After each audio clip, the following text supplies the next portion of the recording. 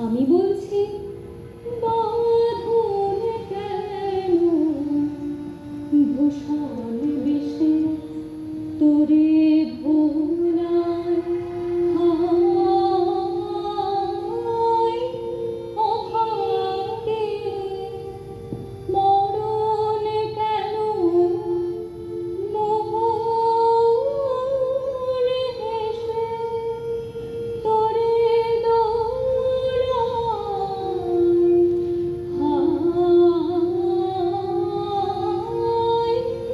অভাগে।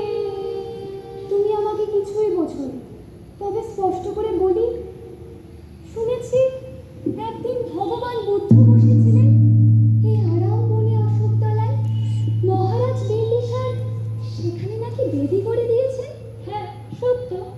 রাজবাড়ির মেয়েরা সন্ধ্যাবেলায় সেখানে পূজা দেন। আমার যদি সে অধিকার না থাকে, আমি সেখানে ধুলা ঝাড় দেব এই আশা করে এখানে গায়িকার দলে ভর্তি হয়েছি। এসো এসো বোন, ভালো হলো রাজকন্যাদের হাতে পূজার টিপে ধোঁয়া